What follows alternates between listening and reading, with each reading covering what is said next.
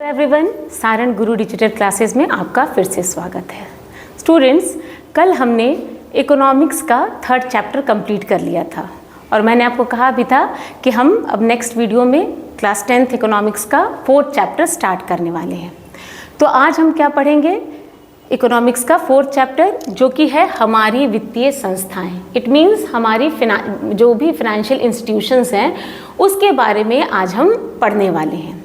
तो एक एक करके हम कुछ फाइनेंशियल इंस्टीट्यूशन के बारे में पढ़ेंगे, पर इससे पहले हमें ये समझना होगा कि ये वित्तीय संस्थाएं होती क्या हैं, क्योंकि आज हमारा टॉपिक ही, हमारा चैप्टर ही वित्तीय संस्थाएं है। तो हमें ये जानना बहुत ज़रूरी है कि वित्तीय संस्थाएं होती क्या है। तो अगर एक आम जिंदगी में हम देखें तो हम सभी के पास क्या है, कुछ साधन है आय के रूप में, जिससे हम क्या करते हैं, अपनी नीड्स को पूरा करते हैं, अपनी आवश्यकताओं को पूरा करते हैं।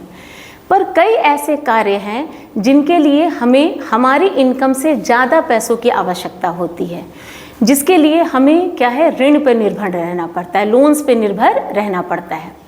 तो जो अगर मान लीजिए कि अगर हमें छोटे ऋण चाहिए तो वो तो हम इनफॉर्मल सेक्टर, फॉर एग्जांपल अपने दोस्तों, रिश्तेदार, इन सब से ले लेते हैं।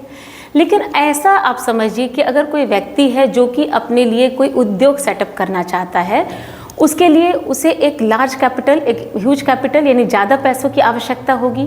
तो उन पैसों की आवश्यकताओं को वो कहाँ से पूर्ण करेगा, यानी आसानी से उसे इतने बड़े अमाउंट में कोई ऋण देगा या नहीं देगा।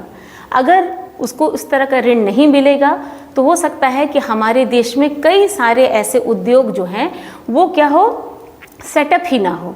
तो इस वजह से हमारे यहाँ पे वित्तीय संस्थाओं का निर्माण हुआ, या वित्तीय संस्थान इन्हीं सब आवश्यकताओं को पूर्ण करती है। अभी मैंने पिछले चैप्टर में आपको पढ़ाया था साख और मुद्रा के बारे में, मुद्रा, साख और बचत। ये तीनों जो टॉपिक्स हैं या तीनों जो एक्टिविटीज़ है, ये किससे रिलेटेड है? इन वित्तीय संस्थाओं से। क्यों?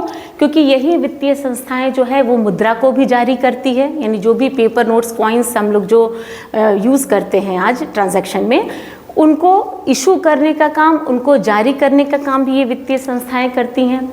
हमने साख के बारे में आपको पढ़ाया था, यानी क्रेडिट के बारे में, कि ये जो एक अरेंजमेंट होता है between the lender and the borrower, यहाँ भी क्या है, वित्तीय संस्थाएं जो है वो क्या काम करती हैं, लोन प्रोवाइड करने का काम करती हैं। और तीसरा टॉपिक हमने पढ़ा था बचत, यानी सेविंग्स के बारे में। मैंने आपको सेविंग्स समझाया था कि आय का वो भाग जो हम उपभोग नहीं करते हैं उसको ही हमने क्या कहा था, बचत कहा था। तो अगर ये बचत है तो इस बचत को कहाँ रखा जाए, तो ये बचत को भी एक जगह पे रखने का काम कौन करती हैं? ये वित्तीय संस्थाएं करती हैं। तो आपको समझ में आ ही गया होगा कि ये वित्तीय संस्थाएं कितना इम्पॉर्टेंट रोल प्ले करती हैं किसी भी कंट्री की इकोनॉमी में। ठीक है, तो आज हम वित्तीय संस्थाओं को थोड़ा और एक्सप्लेन करेंगे और आप ध्यान से देखिएगा। तो वो फर्स्टली हम डेफिनेशन पढ़ेंगे कि वित्तीय संस्थाएं होती क्या हैं। तो संस्था है, इट मीन्स कि ये वो संगठन है जो कि काम क्या करती है, एक मीडिएटर का काम करती है, मध्यस्थ का काम करती है। किसके बीच में? जो बचत करता है और निवेशकों के बीच में। अभी जो प्रीवियस चैप्टर था उसमें मैंने क्या बताया, बचत, यानी लोग सेविंग्स करते हैं, इनकम का पार्ट। फॉर एग्जांपल मेरी मंथली इनकम जो है वो 1000 रुपीज़ है, और मेरा जो कंजम्पशन है, यानी कंजम्पशन मैंने आपको बताया था कि ऐसे आय का वो भाग जो कि हम वस्तुओं पे खर्च करते हैं अपनी आवश्यकताओं को पूर्ण कर लेने के लिए। तो 1000 में से 700 रुपये जो है वो हमने उपभोग कर लिया, लेकिन जो 300 रुपये है वो हमने बचा लिया। और ख़ास करके वो बचत जो है वो किसके अंदर है, नकद के रूप में, यानी जो सेविंग्स है वो किस फॉर्म में है, कैश के फॉर्म में। तो इस कैश को हम करेंगे क्या? ठीक है, यानी बचत करता जो कि अपने आय का एक हिस्सा उपभोग के बाद बचत जिसने किया है उनको हम क्या कहेंगे, बचत करता कहेंगे। और दूसरा जो है निवेशक, निवेशक यानी वो लोग जो कि जिनको पैसा चाहिए किसी भी उद्योग में लगाने के लिए, निवेश करने के लिए। तो जो लोग निवेश करते हैं उनको हम क्या कहते हैं, निवेशक। तो तो आई थिंक कि आपको ये दो टर्म्स जो हैं वो क्लियर हो गया होगा कि बचतकर्ता कौन होते हैं और निवेशकर्ता क्यों कहते हैं। एक और चीज़ मैं बता दूं निवेशकर्ता में कि निवेशकर्ता यानी जो इन्वेस्टमेंट करता है वो किस पर्पज़ से करता है, वो हमेशा प्रॉफिट के पर्पज़ से करता है। जैसे मैंने ये बताया कि मैंने घर में एक सिलाई मशीन खरीदी, किस लिए, क्योंकि मुझे जो भी अपने यूज़ के लिए जिससे क्या है कपड़ों को सिला जा सके। पर एक अगर टेलर मशीन खरीदता है तो इट मीन्स उसने क्या किया है, पैसों को निवेश किया है ताकि उस सिलाई मशीन के हेल्प से वो फर्दर और प्रॉफिट को अर्न कर सके। तो ये मेन डिफरेंस है। तो निवेशकर्ता हमेशा पैसों को खर्च करेगा किस माइंडसेट से कि वो उसको भविष्य में क्या देने वाला है, प्रॉफिट देने वाला है। ठीक है, तो ये मेनली है बचतकर्ता और निवेशक के बीच में डिफरेंस। तो वित्तीय संस्थाएं क्या करती हैं, जिन लोगों ने बचत किया है, ठीक है, और जो लोग निवेशक हैं, इन दोनों ये इसके पास एक्स्ट्रा मनी है ना, कंजम्पशन के पास एक्स्ट्रा मनी है जिसको कि वो कहीं पर किसी संस्था में जमा करेगा, और ये निवेश करता है, इनको पैसों की आवश्यकता है यानी इनको लोन चाहिए, तो इनके पैसों को ये लोन के फॉर्म में लेगा और फर्दर ये कहीं पे जा कर के इन्वेस्टमेंट करेगा। तो इसलिए हमने कहा कि वित्तीय संस्था क्या करती है, बचतकर्ता और निवेशकों के बीच में किसका काम करती है, मध्यस्थ का काम करती है, यानी मीडिएटर का काम करती है।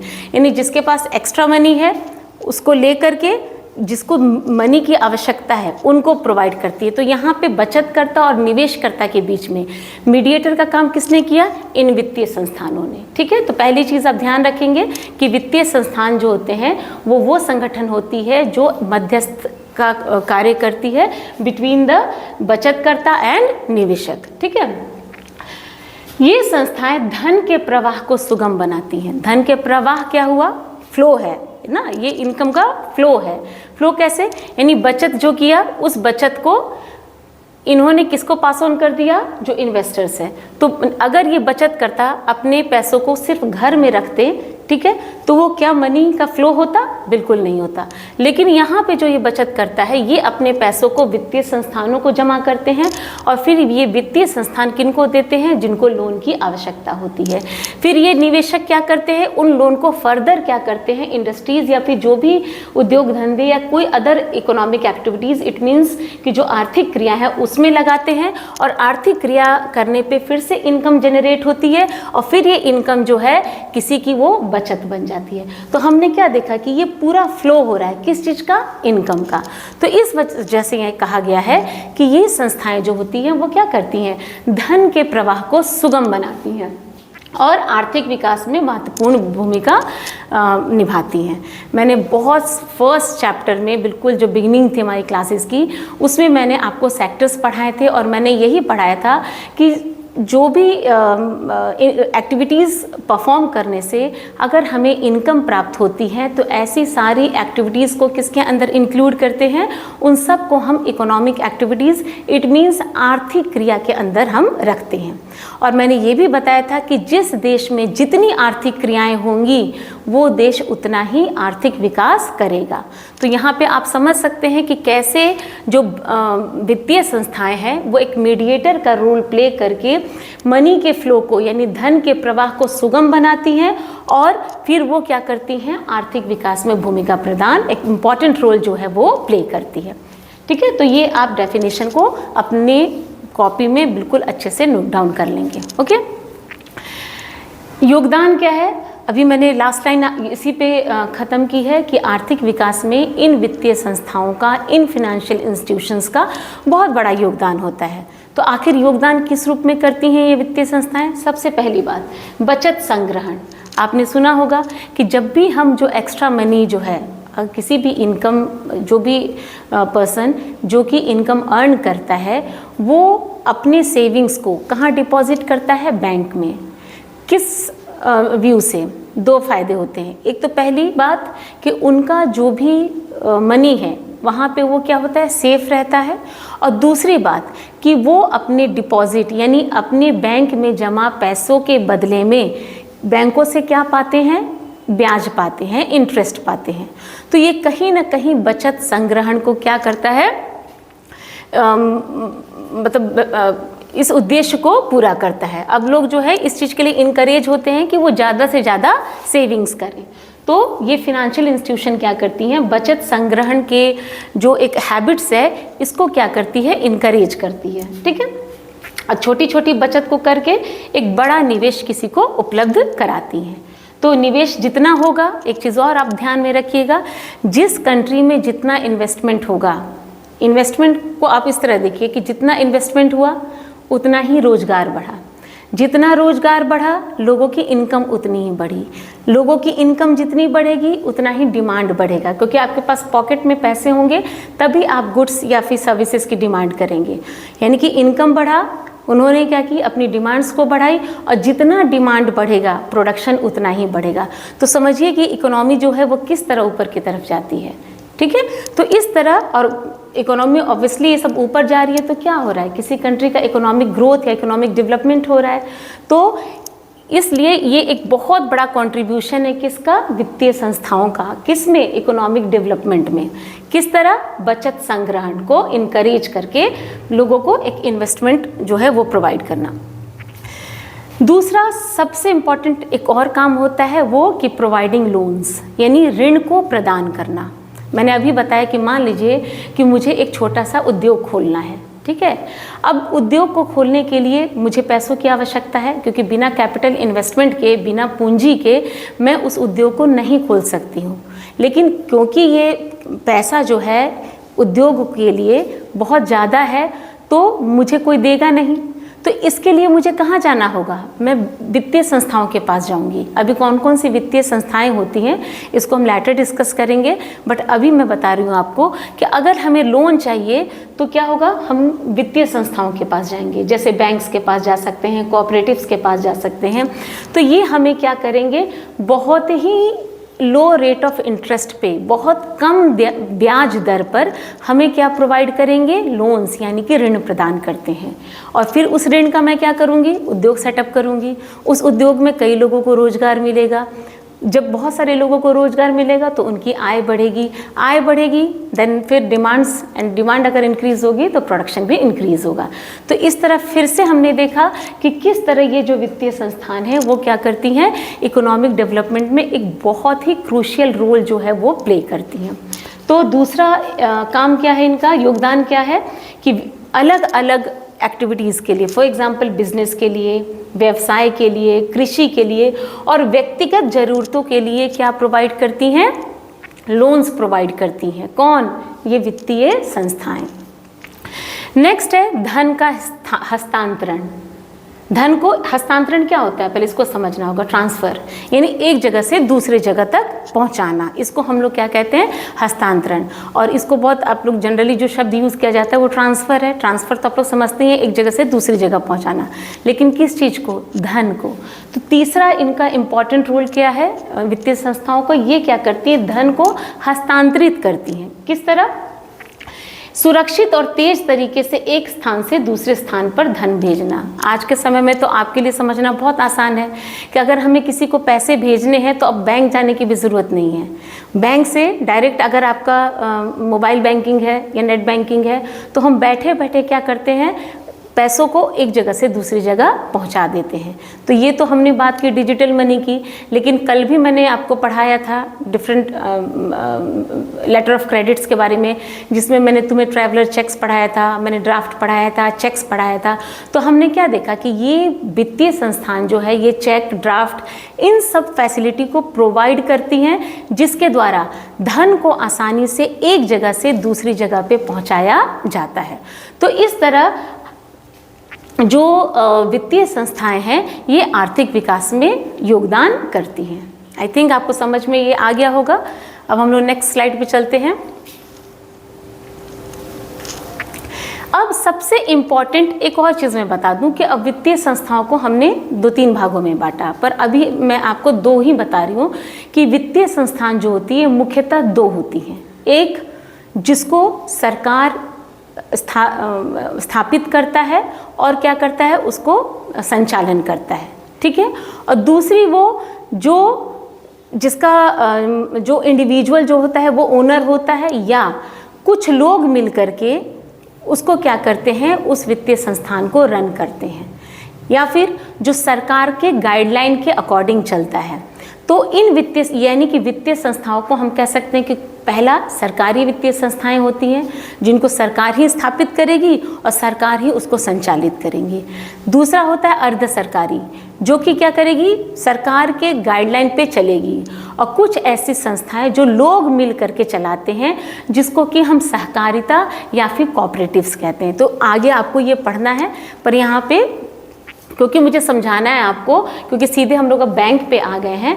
तो बैंक जो वित्तीय संस्था है, क्योंकि ये बैंक की बात हम कर रहे हैं, तो बैंक्स जो हैं ये भी दो तरीके के होते हैं। एक जो कि प्राइवेट बैंक्स होते हैं, तो प्राइवेट का मतलब ही हुआ कि उसकी जो ओनरशिप या उसका जो भी संचालन होगा वो प्राइवेट कंपनी या किसी के हाथ में होंगी। और वही दूसरी तरफ गवर्नमेंट बैंक्स होते हैं जिसको स्टैब्लिश करने का काम, उसको संचालन करने का काम किसका होता है, सरकार का होगा। तो अब हम बात करते हैं बैंकों की। तो दो बैंक्स मैंने भी पढ़ाया आपको, एक तो प्राइवेट बैंक और एक जो होता है कमर्शियल बैंक्स, जिसको कि हिंदी में हम क्या कहते हैं, वाणिज्यिक बैंक। पर इन सब बैंकों के ऊपर एक बैंक होता है जो कि कौन सा बैंक है हमारा, भारतीय रिजर्व बैंक, जिसको कि हम रिजर्व बैंक ऑफ इंडिया भी कहते हैं। ठीक है, तो रिजर्व बैंक ऑफ इंडिया को हम बाद में पढ़ेंगे, पहले हम थोड़ा वाणिज्यिक बैंक के बारे में पढ़ते हैं। तो आप और हम सभी कहीं ना कहीं बैंक से कनेक्टेड हैं। अभी आप छोटे हैं, आप लोग भी जो स्टूडेंट्स हैं उनका भी बैंक अकाउंट होता है, और अलग अलग बैंक भी कोई एक नहीं है, कई सारे अपने बैंक सुने होंगे। पीएनबी सुना होगा, एसबीआई सुना होगा, यूको बैंक सुना होगा, कई तरह के बैंक हैं।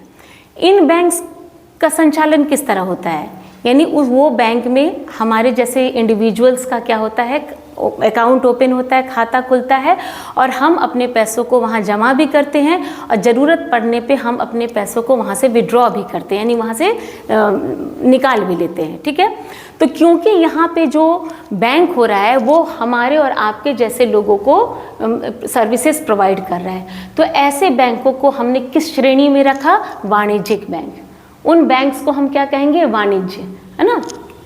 तो ये हो गया, पहले तो इस चीज़ को समझिए वाणिज्यिक बैंक होते क्या है। तो जो भी बैंक्स आप सुन रहे हैं, जैसे मैंने एग्जांपल दिया, ये सभी बैंकों को किस में रखा जाएगा, वाणिज्यिक बैंक में।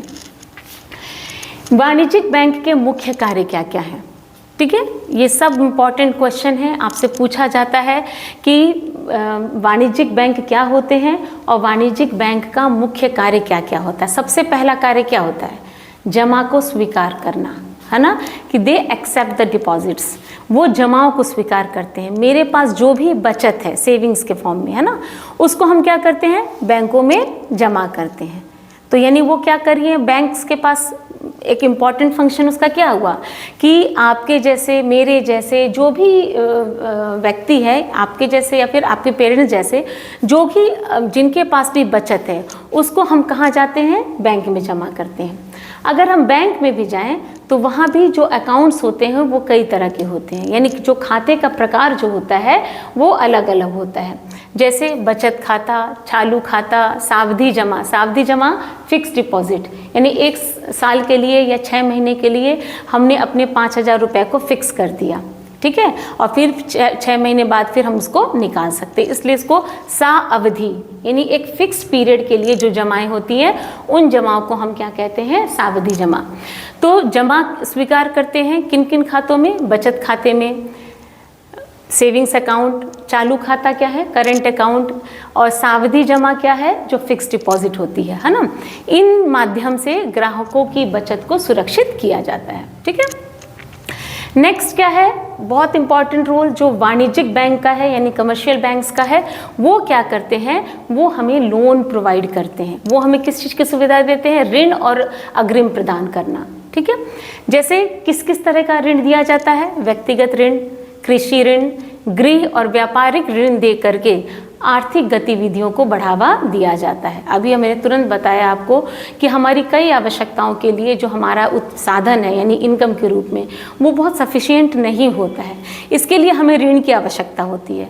अगर हम ग्रामीण क्षेत्रों में देखें तो कृषि कार्य में खास करके जब स्टार्टिंग है, किसी फसल को बोना है तो उस समय किसानों को बहुत सारे एग्रीकल्चर इनपुट्स की ज़रूरत होती है, जैसे खाद हो गया, बीज हो गया, ठीक है, इन सब चीज़ों को ज़रूरत होती है जिसके लिए उन्हें पैसे चाहिए होते हैं। तो इन पैसों की वो पूर्ति कहाँ से करेंगे? वो बैंक से लोन लेते हैं, है ना। और बैंक जो है उन्हें बहुत सस्ते ब्याज दर पे क्या करती है? लोन प्रोवाइड करता है। व्यापारिक ऋण, किसी को कोई व्यवसाय शुरू करना है उसके लिए भी बैंक्स जो है यानी कमर्शियल बैंक्स की, क्योंकि हम वाणिज्यिक बैंक, तो ये वाणिज्यिक बैंक जो है वो क्या करते हैं? लोन प्रोवाइड करते हैं। यानी इसका एक बहुत बड़ा फंक्शन क्या है कि ये ऋण जो है वो प्रदान करता है। नेक्स्ट है धन हस्तांतरण सेवाएं। अभी मैंने बताया कि जो फाइनेंशियल इंस्टीट्यूशंस होती हैं, वाणिज्यिक बैंक होते हैं, उनका एक बहुत ही इम्पॉर्टेंट फंक्शन होता है कि वो क्या करते हैं? धन का हस्तांतरण करते हैं। किस किस फॉर्म में? सब ऑलरेडी अभी मैंने बताया ही आपको, चेक के फॉर्म में, ड्राफ्ट के फॉर्म में, नेफ्ट के फॉर्म में, आरटीजीएस, यूपीआई के माध्यम से सुरक्षित भुगतान की सुविधा देते हैं। चेक ड्राफ्ट जो है वो तो आपका एक पेपर, कल मैंने दिखाया अभी तक क्लास में आपको कि वो एक पेपर होता है ना। और जो नेफ्ट और आरटीजीएस है ये डायरेक्ट बैंक जो है वो क्या करती है? किसी दूसरे बैंक में आपके पैसों को क्या करती है? हस्तांतरित कर देती है।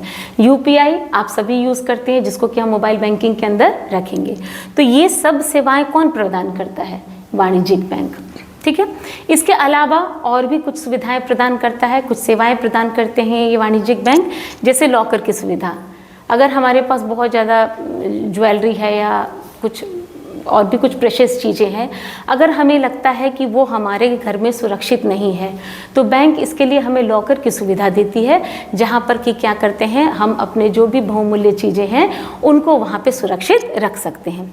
विदेशी मुद्रा विनिमय, ठीक है, आप देखते हो कि बहुत लोग जो है वो बाहर पैसा कमाते हैं, तो बाहर जो पैसा कमाए वो तो वहाँ की करेंसी में कमाते हैं। अब वो करेंसी अगर यहाँ लेकर के आए तो यहाँ पे तो वो चलेगा नहीं। क्यों? क्योंकि यहाँ पे इंडियन रुपीज़ ही जो है यानी भारत के द्वारा, भारतीय इंडियन गवर्नमेंट के द्वारा जो ऑथराइज्ड नोट्स और कॉइन्स है केवल हमारे यहाँ पे वही चलेंगे, ठीक है। तो यहाँ पे विदेशी मुद्रा का जो विनिमय ये सब जो होगा ये कौन करेगा? ये बैंक्स करते हैं, उसको एक्सचेंज कर देते हैं, वहाँ के पैसे को इंडियन रुपी में बदल देते हैं और फिर जिस भी व्यक्ति के पास पैसा है वो इंडियन रुपीज़ के रूप में उसको कन्वर्ट करा करके और अपनी आवश्यकताओं की पूर्ति करता है। तो ये भी फैसिलिटी कौन प्रदान करता है? ये बैंक्स प्रदान करते हैं। इसके अलावा कंसल्टेंसी, निवेश परामर्श और बीमा की सुविधाएं, ठीक है। तो ये सब कुछ अन्य सेवाएं हैं जो कि हमें क्या है? वाणिज्यिक बैंक प्रदान करते हैं। एकदम अच्छे से ये जरूर फंक्शन याद कर लें, इम्पॉर्टेंट क्वेश्चन है, ये जरूर पूछा जाता है क्लास 10th में कि क्या क्या मुख्य फंक्शंस है वाणिज्यिक बैंक की। तो जमा स्वीकार करना, ऋण प्रदान करना और धन हस्तांतरण सेवाएं, ठीक है। और अभी मैंने थोड़ा सा आपको बताया है कि जो बैंक्स को हमने 3 उसमें रखा है, इसको और आगे हम लोग डिस्कस करेंगे चैप्टर में। राष्ट्रीयकृत बैंक यानी जो सरकार के द्वारा अधिकृत है, जैसे भारतीय state bank, Punjab national bank, bank of Baroda, निजी हो गया। निजी बैंक यानी जो प्राइवेट बैंक कौन कौन से हैं? HDFC हो गया, ICICI हो गया, एक्सिस बैंक हो गया। अब कुछ यहाँ पे विदेशी बैंक्स भी हैं जैसे कि सिटी बैंक, SBC और स्टैंडर्ड चार्टर्ड, ठीक है। तो आज की क्लास में हम लोग वाणिज्यिक बैंक को हमने डिस्कस तो कर ही लिया है और कल हम पढ़ेंगे बहुत ही एक इम्पॉर्टेंट टॉपिक जो कि क्या है? रिजर्व बैंक के बारे में। तो आई होप आपको आज का टॉपिक समझ में आया होगा।